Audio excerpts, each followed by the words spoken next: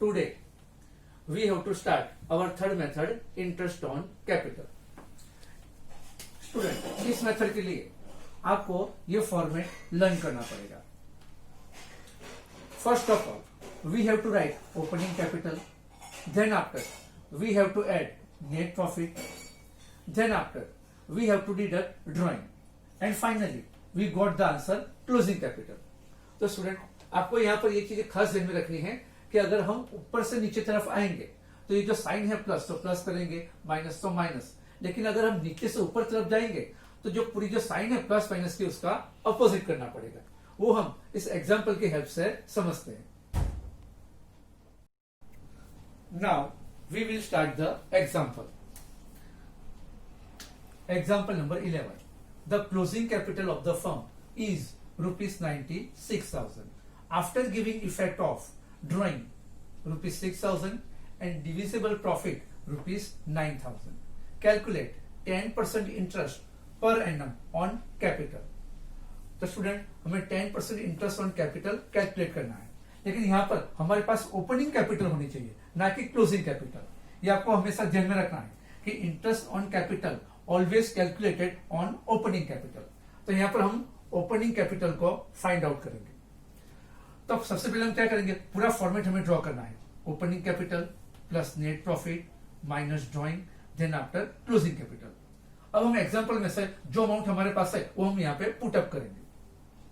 सबसे पहले closing capital 96,000, तो हम यहाँ पर लिखेंगे 96,000. उसके बाद ड्रॉइंग 6,000, तो यहाँ पे ड्रॉइंग 6,000 हम यहाँ पे लिखेंगे. Then after divisible profit 9,000. Divisible profit मतलब नेट प्रॉफिट, तो नेट प्रॉफिट 9,000. तो पहले इतनी अमाउंट हमें यहाँ पर लिखनी है. अब हम नीचे से ऊपर तरफ जाएंगे क्योंकि हमारे पास यहाँ पे ओपनिंग कैपिटल नहीं है, बराबर. तो हमें ओपनिंग कैपिटल कैलकुलेट करना है, तो हमें नीचे से ऊपर तरफ जाना पड़ेगा.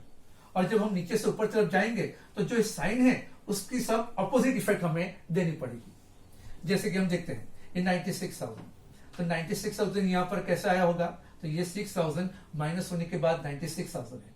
लेकिन हम नीचे से ऊपर तरफ जा रहे हैं तो हमको उसकी अपोजिट इफेक्ट देनी पड़ेगी. मतलब 96,000 को 6,000 प्लस करना पड़ेगा. तो यहां पर हमारा आंसर आएगा 1,02,000. अब ये 1,02,000 कैसे आए होंगे, तो 9,000 को प्लस करने के बाद. लेकिन हम नीचे से ऊपर तरफ जा रहे हैं, हम बॉटम से टॉप की तरफ जा रहे हैं, तो उसकी इफेक्ट अपोजिट देनी पड़ेगी. तो 1,02,000 माइनस 9,000, तो हमारा आंसर आएगा 93,000. मतलब ओपनिंग कैपिटल 93,000. अब हम इंटरेस्ट कैलकुलेट करेंगे. तो ओपनिंग कैपिटल है 93,000, उसके ऊपर 10% इंटरेस्ट हम कैलकुलेट करेंगे. तो 93,000 का 10% 9,300. तो इस प्रकार से हमें इंटरेस्ट ऑन कैपिटल कैलकुलेट करना है. स्टूडेंट्स, अब आपको 2 एग्जांपल होमवर्क में करना है. जैसे कि एग्जांपल नंबर 12, ये टेक्स्ट बुक का इलस्ट्रेशन 10 पेज नंबर 20 पर है. नेक्स्ट एग्जांपल नंबर 13, क्वेश्चन 3 का 10 पेज नंबर 31. तो ये 2 सम आपको होमवर्क में सॉल्व करने हैं. Now we will start our next method, 4th. Assurance given to one partner to receive fix amount of profit. मतलब यहां पर हम किसी एक पार्टनर को गारंटी देंगे कि उसको मिनिमम प्रॉफिट में से सर्टेन अमाउंट तो मिलेगी. अब हम एग्जांपल के हेल्प से इसे समझते हैं. X, Y and Z are partner sharing profit and loss in the ratio of 3:2:1. X and Y have given assurance to Z to give minimum 36,000 from the profit. तो यहां पर क्या होता है कि X and Y Z को guarantee देते हैं. एश्योरेंस मतलब गारंटी देते हैं कि Z को प्रॉफिट में से मिनिमम 36,000 तो मिलना ही चाहिए. If profit of the firm is ₹1,80,000, then how profit will be distributed among the partner? तो सबसे पहले हम क्या करेंगे, जो हमारे पास प्रॉफिट है 1,86,000, उसको हम प्रॉफिट शेयरिंग रेशियो में डिवाइड करेंगे. तो प्रॉफिट शेयरिंग रेशियो हमारे पास है यहाँ पे 3:2:1.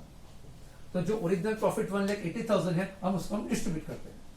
तो first partner x, total profit 1,80,000, x का पार्ट है 3, तो हम यहाँ पे 3 लिखेंगे अपॉन 6, टोटल 6 आ रहा है तो हम यहाँ पे लिखेंगे 6, तो हमारा आंसर आया 90,000। मतलब एक्स को यहाँ पे 90,000 रिसीव होगा। Partner Y, total profit 1,80,000, Y का रेशियो है 2, तो यहाँ पे लिखेंगे 2 अपॉन 6, तो वाई को मिलेगा 60,000।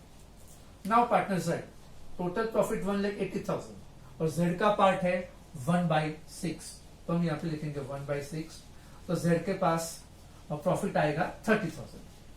तो स्टूडेंट हमने यहाँ पे जेड को गारंटी दी है कि उसको मिनिमम 36,000 तो मिलना ही चाहिए, लेकिन यहाँ पे जेड को रिसीव हो रहा है ओनली 30,000, मतलब कि 6,000 कम मिल रहा है। तो हम यहाँ पे लिखेंगे deficit of ₹6,000 borne by x and y in the ratio of 3:2। अब x और y z को गारंटी देते हैं कि उसको मिनिमम 36,000 तो मिलना ही चाहिए, लेकिन यहाँ पर आप देख सकते हो कि z को सिर्फ 30,000 प्रॉफिट मिल रहा है, तो जो 6,000 बाकी का प्रॉफिट जो कम पड़ रहा है वो कौन बेयर करेगा? तो गारंटी x और y दे रहे हैं, तो x और y 3:2 में वो 6,000 प्रॉफिट को वो लोग बेयर करेंगे। तो हम देखते हैं कौन सा पार्टनर कितना प्रॉफिट बेयर कर रहा है। तो partner x total 6,000, deficit amount 6,000 है, तो एक्स का रेशियो कितना आएगा? एक्स का रेशियो आएगा 3, तो 3/5, क्योंकि 3 और 2 इसका टोटल 5 होगा, 3/5 मतलब एक्स 3,600 बेयर करेगा। वाई 6,000 इंटू 2, वाई का रेशियो कितना है 2, तो 2/5 मतलब वाई 2,400 बेयर करेगा। अब उसका मीनिंग ये होता है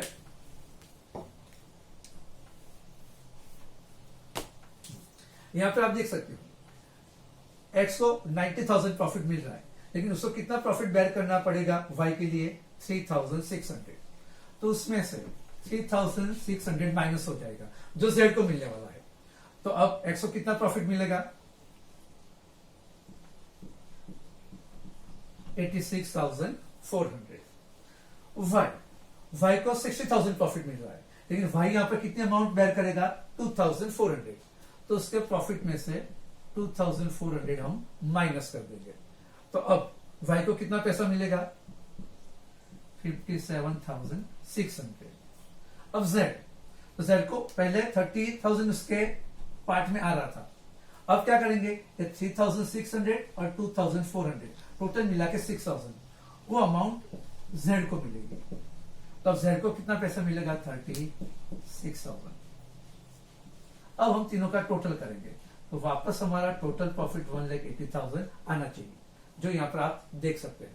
तो इस तरह से हमें डिस्ट्रीब्यूट करना है। स्टूडेंट अभी आपने इस एग्जांपल में देखा कि पार्टनर एक्स और वाई दोनों जेड को सर्टेन अमाउंट तो मिलेगी ही, इस तरह की गारंटी दे रहे थे। लेकिन अगर इस तरह की गारंटी अगर कोई एक ही पार्टनर देता है तो हम एग्जांपल को कैसे सॉल्व करेंगे वो देखते हैं। Example number 15, what is changed in above example if assurance is given by partner X only? मतलब अभी जो हमने इस एग्जाम्पल को सॉल्व किया उसमें जो गारंटी थी कि Z को 36,000 तो मिलेगा, वो गारंटी सिर्फ X दे रहा है। Then how will you distribute the profit?